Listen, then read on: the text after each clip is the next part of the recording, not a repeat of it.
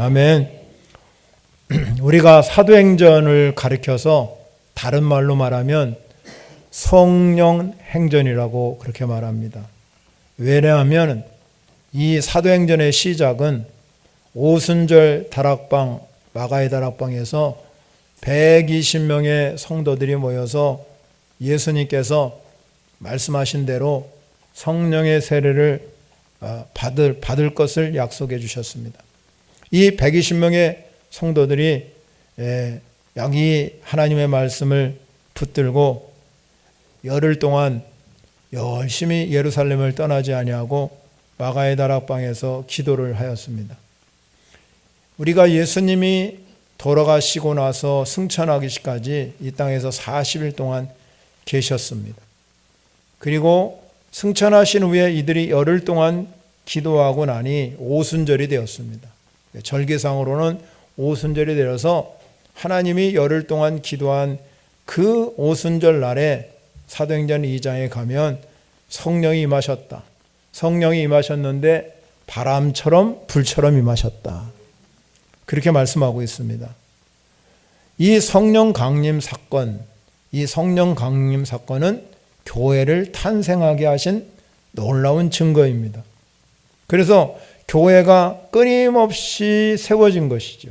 그래서 오늘 우리 한국교회도 수많은 교회가 생길 수 있었던 계기는 바로 이 성령님이 그 120명의 성도들에게 임했기 때문에 이 성령님이 바람처럼 불처럼 불길처럼 그렇게 번져가서 오늘 우리가 이 자리에서 우리가 예배할 수 있는 시간 주신 것을 하나님께 영광 돌리시기를 바랍니다.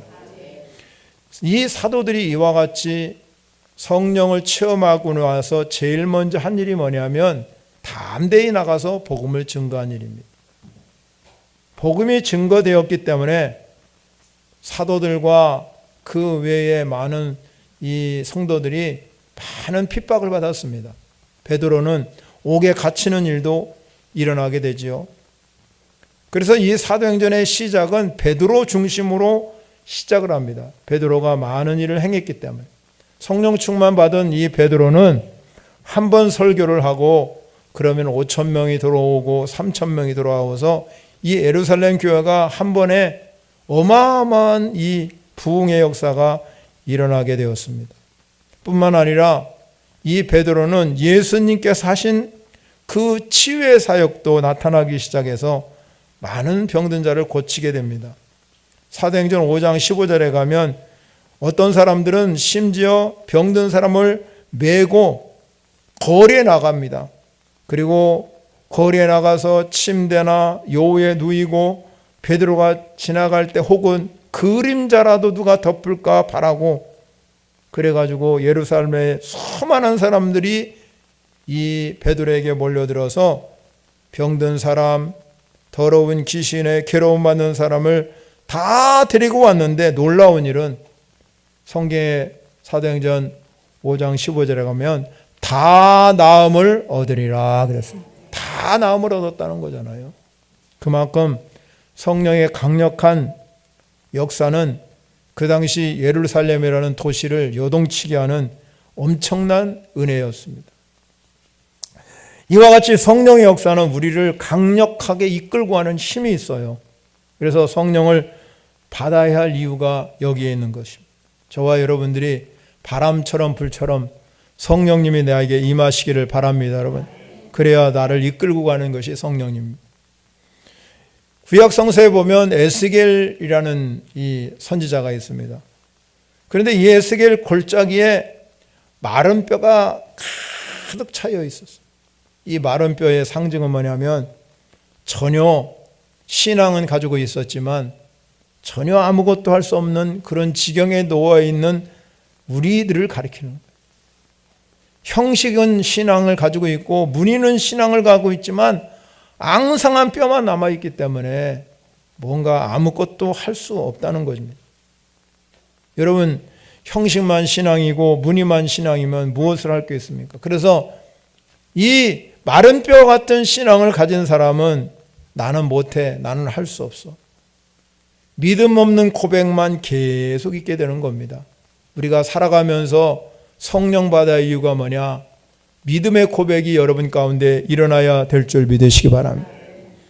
여러분, 그래서 그 마른 뼈보다도 못한 신앙을 가진 사람은 신앙의 동력을 잃어버리고요, 활력을 찾아볼 수가 없어요. 그래서 그 마른 뼈에게 하나님께서 생기를 거기에 불어넣어서 살아나는 역사가 일어났어요. 그러니까 이 생기를 불어넣어서 살아나니까 어떤 일이 일어났냐? 거기 있는 마른 뼈가 일어나기 시작해서 살이 붙고 근육이 생겨가지고 큰 군대를 이루는 경험이 일어난 겁니다. 주님께서 이 에스겔 골짜기에 마른 뼈들이 생기를 불어넣으니까 거기에 큰 군대를 만들어서 그들이 영적 군사가 된 거잖아요. 오늘 우리가 성령 받으면 저와 여러분들이 영적 군사가 되는 걸 믿으시기 바랍니다. 그래서 영적 군사가 돼서 이 땅에 마귀 권세를 깨트리고 우리는 승리할 수 있는 사람이 된다는 것. 베드로가 오늘 우리가 읽지 않았지만 10장 38절에 보면 하나님이 나사렛 예수에게 성령과 능력을 기름 붓듯 하셨으며 그가 두루 다니시며 선한 일을 행하시고 마귀에게 눌린 모든 사람을 고치셨으니 이는 하나님이 함께 하셨음이니라. 아멘. 이렇게 고백하고 있잖아요. 성령님의 역사하는 곳에는 하나님이 함께하는 역사가 일어나는 겁니다. 이스라엘 백성들이 광야 40년을 지나오지요. 모세가 이 모압 평지에서 이 광야 40년 생활을 지나온 이스라엘 백성들에게 하는 메시지가 하나 있었습니다. 그게 뭐냐면 하나님이 우리와 함께 했기 때문에 우리는 이 광야, 이 어둠의 세계, 이 사막 같은 세상에서도 부족함이 없었다는 겁니다. 우리가 살아가는 날 동안 성령의 임재와 능력을 경험하는 사람들은 늘 내 안에 나와 함께 하시는 하나님이 계신 줄 믿으시기 바랍니다. 하나님이 내 안에 역사하기 때문에 그분이 내 삶의 현장에서 나를 이끌고 가는 거예요. 내 인생을 붙잡아 주시고 하나님께서 여러분의 삶 가운데서 이 모든 눌린 것을 하나님이 다 고쳐주시는 은혜의 삶이 될 줄 믿으시기 바랍니다. 사도행전을 읽다 보면 우리가 얼마나 성령이 강력하게 역사하는지를 알 수 있습니다. 이 사도행전 2장에서 성령이 임재하심을 통해서 교회가 탄생하고 사도들이 나가서 복음을 증거하게 되지요. 그런데 이 사도들이 복음을 증거할 때에 그냥 예루살렘, 우리 유대인 안에서만 머물러서 복음을 증거하려고 그랬어요. 그러나 하나님의 비전은 어디에 있냐면 땅끝에 있습니다. 땅끝까지 하나님은 복음이 증거되기를 원하시는 분이 하나님의 뜻이거든요. 우리도 마찬가지입니다. 우리의 땅끝까지 복음이 증거되는 것이 여러분을 통해서 이루어가시고자 하는 하나님의 뜻인 줄 믿으시기 바랍니다. 그래서 하나님은 다양한 방법을 통해서 이 사도들과 그 당시 예루살렘 유대인들의 마음을 깨트려 버립니다. 그래서 어느 때는 핍박을 가하고 그리고 그들을 여러분 흩으시게 하셔서 복음이 증거되도록 그렇게 하나님은 끊임없이 하고 있다는 겁니다. 그런데 여러분 오늘 이 사도행전 10장은 너무나 중요한 장이에요. 왜 중요한 장이냐면 이 사도행전 10장은 사도들의 그 모든 생각과 모든 이 사상을 다 깨트려버리는, 편견을 깨트리는 거예요. 그래서 이 베드로가 이 사건을 고넬료와 베드로의 만남의 사건을 통해서 이 베드로가 뭐라고 고백하냐면 11장 16절을 여러분이 보면 이렇게 고백합니다.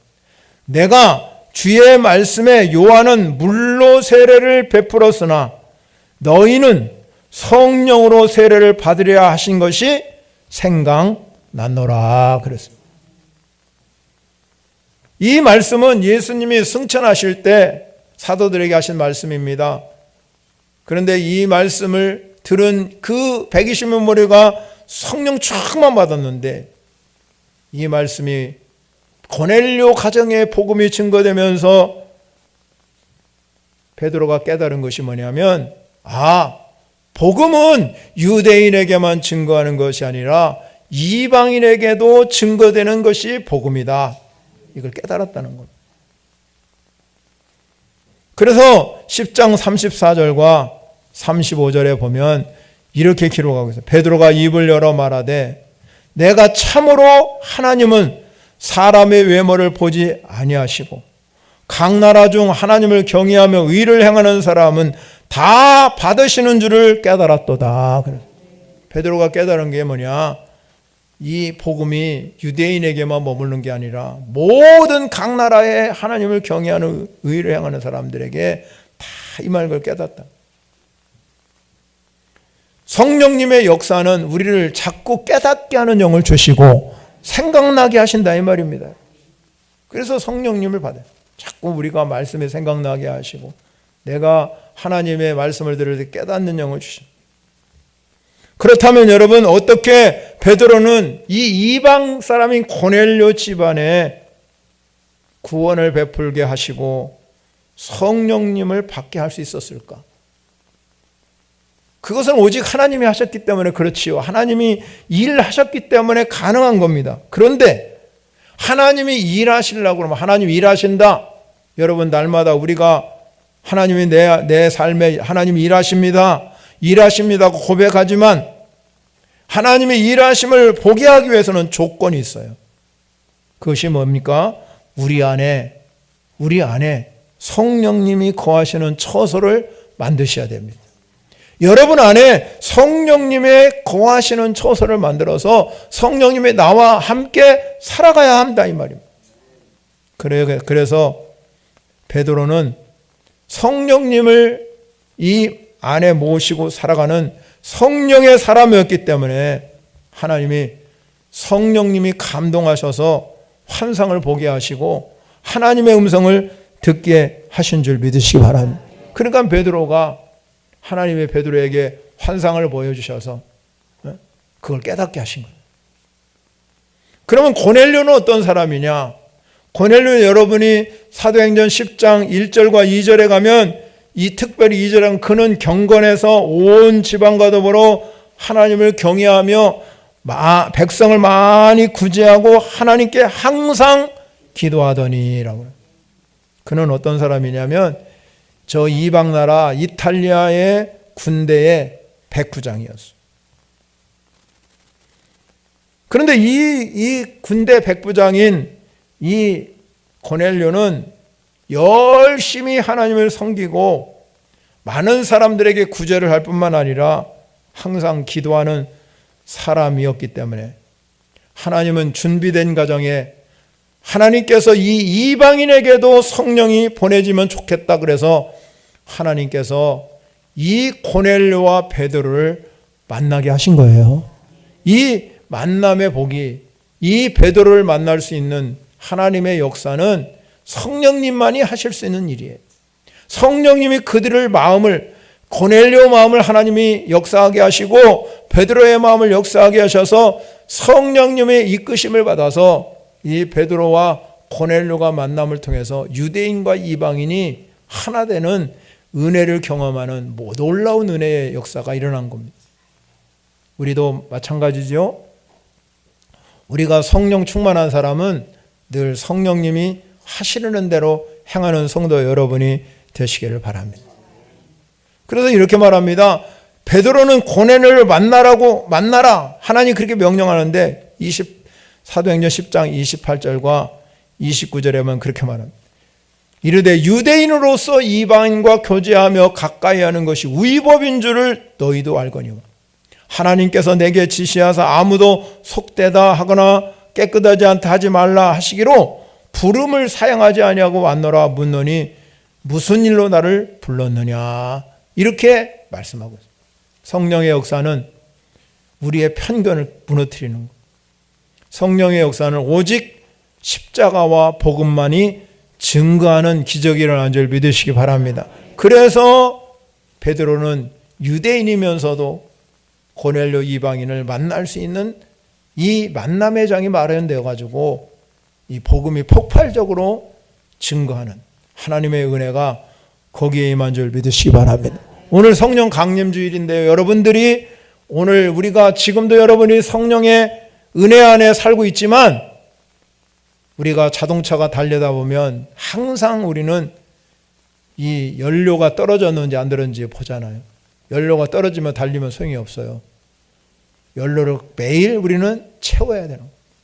우리 인생도 마찬가지입니다. 영혼이 잘 되려면 성령 충만해 여러분이 영혼이 살 길이 열린다 이 말이에요. 그러니까 오늘 이 성령 강림주일에 저와 여러분에게 성령이 물 붓듯이 붓는 기름 붓듯 붓는 역사가 일어나시기를 간절히 바랍니다. 그러려면 우리가 어떻게 해야 되느냐. 오늘 본문을 통해서 한번 우리가 말씀을 상고해 보도록 하겠습니다. 첫 번째 오늘 본문에 주시는 메시지가 있어요. 그게 뭐냐면 44절입니다. 44절. 베드로가 이 말을 할 때에 성령이 말씀 듣는 모든 사람에게 내려오시니 그랬어요. 즉 말하자면 성령님의 역사는 베드로가 지금 그 앞절에서 설교를 하나님의 말씀을 증거하고 있어요. 그런데 그 하나님 말씀을 듣는 사람들 모두에게 성령이 임했다는 거예요. 이 고넬료 과정에 성령이 임하는 시점은 하나님 말씀이 선포될 그때에 성령이 임하신 것입니다. 이처럼 우리가 여러분이 교회에 와서 하나님 말씀을 들을 때마다 여러분 안에 성령의 능력이 임하시기를 바랍니다. 예배가 살아야 되는 이유가 뭔지 아세요? 여러분 안에 예배가 사는 이유, 그냥 와서 형식적으로 마른 뼈와 왔다 갔다 하듯이 에스겔 골짜기에 그러한 뼈가 되면 안 된다는 겁니다. 우리는 살아있는 생명체인 걸 믿으시기 바랍니다. 그러면 우리가 매 순간 예배하는 순간마다 여러분이 찬양하고 기도하고 말씀을 들을 때마다 하나님의 능력과 은혜가 부어지는 놀라운 역사가 일어나야 될 줄 믿으시기 바랍니다. 그래서 우리가 하나님의 말씀을 받을 때 아멘으로 받는 거잖아요. 아멘으로 받는 겁니다. 여러분 하나님의 말씀을 소홀히지 않고 마음과 정성을 다하여 그 말씀을 듣는 순간에 성령님은 여러분에게 찾아오시는 줄 믿습니다. 그래서 로마서 10장 17절에 믿음은 들음에서 나며 들음은 그리스도의 말씀으로 말미암았느니라 그랬어요. 그런데 그럼에도 불구하고 오늘날 여러분 많은 성도들이 하나님 말씀 듣는 것에 굉장히 집중하지 않습니다. 그러다 보니까는 여러분 교회에 오래 다녔다 할지라도 성령의 능력을 경험하지 못하는 것은 너무너무 여러분 안타까운 일이 아닐까요? 하나님의 음성을 들어야 됨에 불구하고 영이 살아야 함에도 불구하고 내 영이 진정으로 하나님의 이끌림을 받아야 되고 하나님의 은혜를 날마다 충만하게 거하게 만들어야 함에도 불구하고 그 은혜의 경험을 하지 못한다면 여러분은 참 안타까운 거예요. 우리가 에스겔 골짜기에 말씀드린 것처럼 마른 뼈 같은 신앙생활을 하게 되면 신앙은요 여러분 정말로 어려움이 많이 있습니다. 우리는 신앙을 허비할 시간이 없습니다. 이 한 시간에 드리는 예배의 시간은 하나님께 예배에 집중하는 성도 여러분이 되셔야 된다. 그래서 사도 바울이 이렇게 말했습니다. 세월을 아끼라 때가 악하니라 술 취하지 말라 이는 방탕한 것이니 오직 성령으로 충만함을 받으라 그랬어요. 세월을 아끼라 하는 말이 뭡니까? 이 세월이라는 단어는 시간이라는 개념이잖아요. 이 시간이라는 개념은 우리에게 두 가지 개념을 주고 있어요. 하나는 크로노스, 우리에게 주어진 시간이에요. 24시간. 여러분의 가정에 시계를 아무리 못 가게 막아놔도 역사적인 이 시간은, 연대적인 시간은 끊임없이 흘러가는 거예요. 세월이 자꾸 가는 겁니다. 그런데 그 중에서도 우리가 이 24시간 시간 중에서도 세월을 아끼라 그랬으니 이 세월을 아끼는 시간이 바로 카이로스 시간이고, 이 카이로스 시간은 바로 바울이 말한 값주고 산 시간이에요. 값주고. 세월을 아끼라 한 것은 값주고 산 시간은 어떤 시간을 가리킵니까? 여러분이 전도하는 시간, 기도하는 시간, 성경 보는 시간, 주를 위해 사는 시간, 봉사하는 시간, 구제하는 시간, 예배하는 시간, 이 모든 시간 복음을 위해서 살아가는 이 복음의 현장에서 내가 복음을 위해서 살아가는 삶이 세월을 아끼는 시간이에요. 왜 우리가 세월을 아껴야 됩니까? 사도 바울이 말하죠. 때가 악하다는 거예요. 때가 악하기 때문에 우리가 세월을 아껴야 되고, 그래서 우리가 허비할 시간, 낭비할 시간이 없는 겁니다. 우리가 성령 받을 이유가 뭐입니까? 때가 악하니까 성령 받아야 될 줄 믿으시기 바랍니다. 제가 전자에도 말씀드린 38절에 가면 우리가 10장 38절에 하나님이 나사렛 예수에게 성령과 능력을 기름 붓듯 하셨으며 그가 두루 다니며 뭐 행했어요? 선한 일을 행하시고. 그렇습니다. 이 악한 세대 속에서 악이 판치는 시간, 때가 악한 시대에 살고 있는 우리가 세월을 아껴야 할 이유는 바로 여기 있는 거예요. 선한 능력을 행하기 위함인 줄 믿으시기 바랍니다. 그러려면 성령이 내 안에 거하셔야 됩니다. 능력이 나타나야 돼요.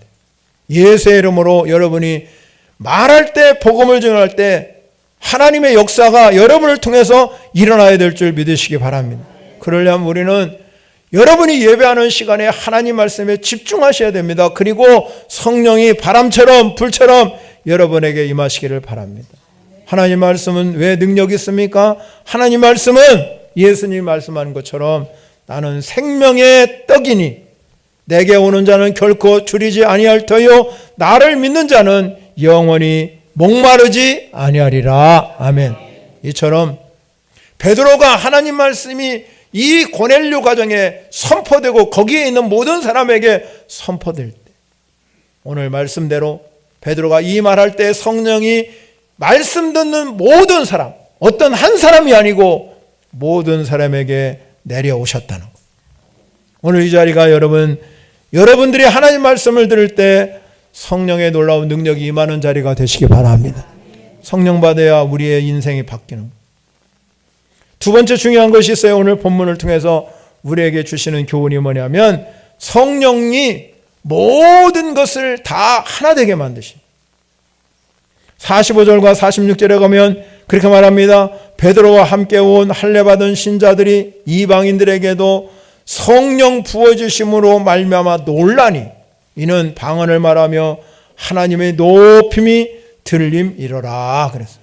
베드로와 함께 온 모든 사람들이, 고넬료와 그 가정 모든 식구들과 모든 사람들이 성령을 받고 방언을 말하고 하나님을 높이는 것을 보고 너무 놀란 거잖아요. 너무 놀랐어요.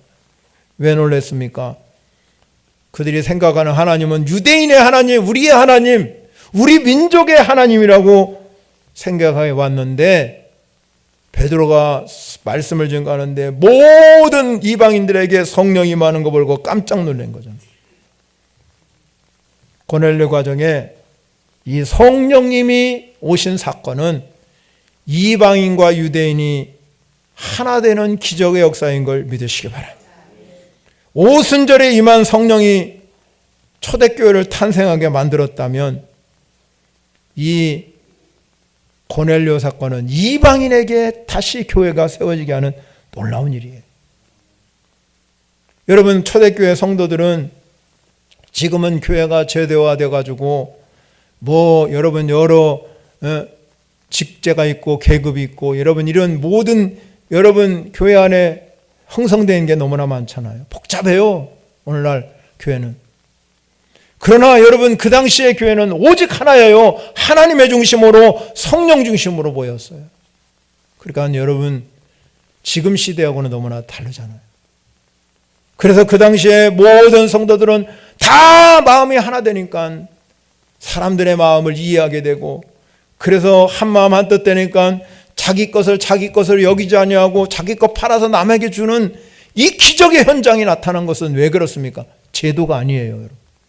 성령님이 역사하니까. 성령님이 역사하니까 이 사람들의 마음을 송두리째 바꿔놓는 거죠. 모든 자기가 가지고 있는 편견이나 아집을 다 바꿔놔요. 그래서 이 사람들은 공유하는 삶을 살기 시작합니다. 공유하는 삶. 하나님이 일하시는 것이 얼마나 강력하게 역사하면 이 자신들이 가지고 있는 걸 내놓겠습니까? 그건 아무나 할 수 있는 일이 아니라 진정으로 하나님의 성령님이 그 안에 거한 사람만이 할 수 있는 능력인 걸 믿으시기 바랍니다. 여러분, 선경금 여러분 드리는 것도 아깝잖아요. 아까운 사람은 드리지 못하는 거. 하나님께서 여러분, 우리가 살아가는 이 삶의 현장 속에서 성령님이 나를 통해서 일하게 하시는 은혜가 임하시기를 바랍니다. 그리고 하나님께서 유대인에게만 이 교회가 세워진 게 아니라 고넬료의 사건을 통해서 이 고넬료 가정에 성령님이 강력하게 말해서 유대인과 이방인이 딱 하나 되니까는요, 하나님께서는 이 이방인의 교회를 세우게 하셨어요. 그 이방인의 교회가 바로 11장, 12장에 쭉 나오는 교회가 안디옥교회예요. 예루살렘에만 머물러 있던 이 사도들이 성령 받고 나가서 복음을 증거하는데 예루살렘 안에서만, 유대인 안에서만 복음을 증거하려고 하니까 하나님은 고넬료 가정에 성령을 보내주셔서 제2의 예루살렘인 안디옥 교회를 탄생케 하셨어요. 이 안디옥 교회는 바울을 탄생케 하는 교회였어요. 유대인에게 복음을 전할 베드로가 이 역사의 주인이라고 그러면 이방인의 복음을 증거하고 교회를 세운 사람은 사도 바울이에요. 사도 바울이 없다면 오늘 우리 한국교회가 있겠습니까? 사도 바울이 강력하게 복음을 증거하고 교회를 세우는 일에 앞장섰으니까 그 안디옥 교회 중심으로 일했기 때문에 하나님의 역사가 일어난 줄 믿으시기 바랍니다. 한 사람의 변화가, 고넬료 가정의 한 사람의 변화가 안디옥 교회를 만들게 했고, 안디옥 교회를 통해서 하나님은 일하셔서 전 세계에 복음이 증거되도록 만들었다는 거예요. 사랑하는 성도 여러분, 하나님이 나사렛 예수에게 성령과 능력을 기름 붓듯 하셨다고 말씀한 것처럼 바울이 술 취하지 말라 이는 방탕한 것이니 성령을 충만히 받으라고 말씀한 것처럼 저와 여러분에게도 성령 충만 받는 성도 여러분이 되시기를 바랍니다. 그래서 우리는 주님의 비전 한 가지예요. 땅끝까지 우리 모두가 한 마음 한 뜻 되어서 성령 안에서 하나가 되어서 복음 증거하는 이 사람이 되어서 여러분에게 주님의 능력이 나타나시기를 바랍니다. 여러분, 세 번째 중요한 건 오늘 말씀을 통해서 우리의 주는 교훈이 뭐냐면 성령 받으면 성령님이 동행하시고 이끌어가는 거예요. 인도하신다는 거예요. 사도행전 10장은 고넬료 가정에 성령이 임하시는 장면이 나오잖아요. 이 고넬료와 베드로가 만남은 오직 성령님이 이끌었기 때문에 만난 거예요. 베드로는 하나님 말씀을 그 고넬료와 그 가정에 증거했고 그 말씀을 듣는 모든 사람들은 성령을 체험하게 되었어요.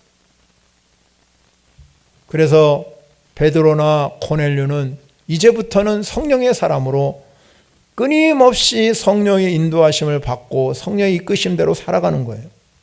예수님께서요, 공생애를 시작하기 전에 요한에게 물로 세례를 받았잖아요. 물로. 안 받아도 됩니다. 그런데 예수님은 이 육신적인 몸을 입고 있으니까 그 당시의 법대로 물로 세례를 받았어요. 그런데 여러분, 그 예수님께서 물로 세례를 받을 때 놀라운 일이 일어났습니다. 요한 마태복음에 보면 뭐라고 말하면 예수께서 세례를 받으시고 물 위에 올라오시는데 하늘이 열렸다는 겁니다. 하늘이 열리고 하나님의 성령이 비둘기같이 내려 자기 위에 임하시는 걸 보시더니 하늘로부터 소리가 있어 말씀하시되 이는 내 사랑하는 아들이요 내 기뻐하는 자라 하시니라. 이때부터 예수님의 사역은 성령이 비둘기같이 자기 위에 내려오는 걸 보고 나서 한 일이 뭐냐면 성령의 인도하는 대로 이끄심대로 살았다는 겁니다. 예수님은요 우리와 다르잖아요. 우리는 죄인이지만 예수님은 의인이에요. 절대 죄가 없으신 분, 신적인 능력은 하나님이십니다. 그래서 여러분, 이 하늘이 열리고 성령이 비둘기같이 내려오면서 하신 말씀이 뭐냐, 이는 내 사랑하는 아들이라. 이 얘기는 뭡니까? 이는 내 사랑의 아들이라고 증거한 이유는 뭐냐면 예수님은 신적인 능력을 가진 분이라는 거예요. 하나님이시라는 겁니다. 그러나 예수님은 육신을 입고 있는 한 자기 신적인 능력, 이 하나님 되심을 사용하지 않았어요. 오직 성령이 비둘기같이 내렸기 때문에 성경을 여러분이 읽어보면 이 예수님은 성령의 인도를 받아서 사역을 한 거예요. 광야를 그들을 40일 금식하도록 성령님이 인도해서 갔다고 성경은 기록하고, 그래서 이 예수님의 사역은 늘 성령의 능력 안에서 이끄심을 받아요. 그래서 베드로가 증거한 것도 똑같잖아요. 하나님이 나사렛 예수에게 성령과 능력을 기름 붓듯 하셨다고 하는 말씀이 신적인 능력을 사용한 것이 아니고 성령의 능력을 통해서 성령의 이끌, 이것은 바로 우리에게 모델을 보여주는 거예요. 예수님 우리를 통해서, 예수님도 예수님은 신적인 사람인데 뭐 못하는 일이 뭐 있겠습니까? 그게 아니고 예수님 우리와 똑같은 육신을 입고 있기 때문에 여러분들도 성령 받으면 성령과 능력을 기름 붓듯 받으시면 선한 일을 행하게 되고 마귀에 눌린 모든 사람을 고치시고 병든 자를 치료하는 기적이 일어나게 될 줄 믿으시기 바랍니다. 성령의 인도를 받으셔야 된다는 거예요. 영국에 여러분 유명한 천리역정을 지은 존 버널이라는 사람이 있습니다. 천리역정을 여러분 기독교인이라면 누구나 다 읽어봐야 될 아주 귀한 책이거든요. 근데 그가 국왕이 이 복음을 전하자면 명했는데 그만 감옥에 갇혔어요. 어느 날 여러분 이 간수가 목사님에게 문을 열어주면서 그렇게 말했습니다. 죄도 없고 복음 전하다 잡혔으니까 여기 지금 감옥에 갇힌 지 오래됐으니까 집에 가셨다가 오시기 바랍니다. 가서 아내도 보시고 가족들도 만나고 그러고 오시라는 거예요. 존 변호인이 너무 고마워서 아이고 간수님 고맙습니다. 내가 잠깐 집에 가서 그러면 좀 맛있는 것도 먹고 그러고 돌아오겠습니다. 그러다가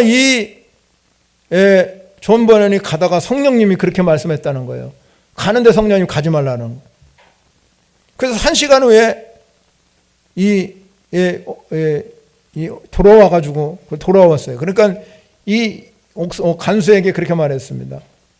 호의는 고맙지만 성령님이 인도하는 길이 아니라서 내가 돌아왔다 그랬어요. 그럼 깜짝 놀랐죠, 간수가.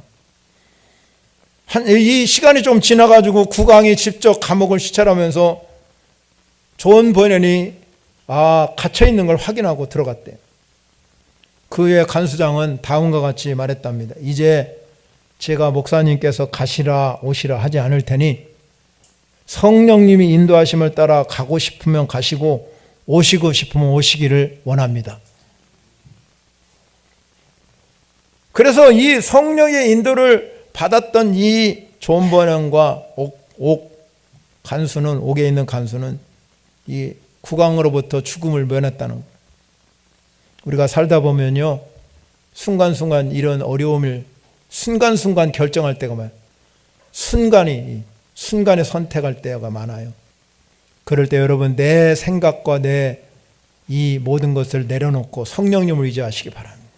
성령이 말씀하는 대로, 성령이 이끄시는 대로, 성령이 어떻게 하실지 물어보시면 됩니다. 마음속으로 성령님 이럴 때는 어떻게 하십니까? 가르쳐 주십시오. 그러면 여러분이 성령이 여러분 안에 있으면 성령님이 이끌어 주시고 인도해 주시는 은혜의 역사가 일어나게 될 줄 믿으시기 바랍니다. 우리가 어떤 결정할 때 여러분, 어떤 건 기도로 열심히 기도하다 결정할 때도 있고, 그렇지만 순간 결정할 때도 있잖아요. 순간. 그 순간에 딱 결정을 해야 되는데 그 순간에 성령님이 딱 도우심이 번쩍하게 오도록, 여러분 그런 경우가 굉장히 많아요. 살다 보면. 여러분 인생 가운데 그런 일이 일어나시기를 바랍니다. 그래서 로마서 8장 14절에 뭐라고 그랬냐면 하나님의 영으로 인도받는 사람이 하나님의 아들이라. 하나님의 영으로 인도받아요. 하나님의 영으로 여러분에게 꼭 인도받으시기를 바랍니다. 사랑하는 성도 여러분, 성령이 충만하셔야 돼요.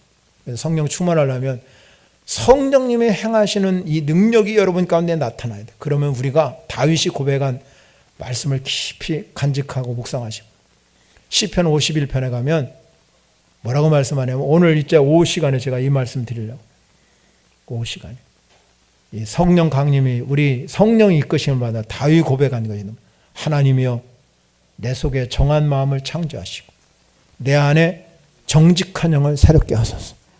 나를 주 앞에서 쫓아내지 마시고 주의 성령을 내게서 거두지 마소서. 이 고백, 늘 우리는 이 고백이 일어나서 이끌고 와요. 다윗의 인생을 여러분이 보면 너무 힘든 인생을 살았어요.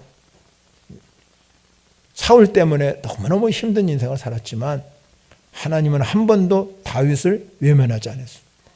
늘 다윗의 인생 가운데 함께 하신 분이 하나님이셔요. 여러분 인생도 마찬가지잖아요. 우리가 하나님의 은혜를 경험하고 성령을 받은 이 인생 가운데 주님이 나와 함께 계심을 믿으시고, 내 인생을 주님께 자꾸 드려지는 이 내 생각을 버리셔야 돼요. 내 생각을 버리지 아니하면 주님의 생각이 오질 않아요. 주님의 생각으로 무장하셔야 되는데 우리 그리스도인들이 다 내 생각대로 살아요.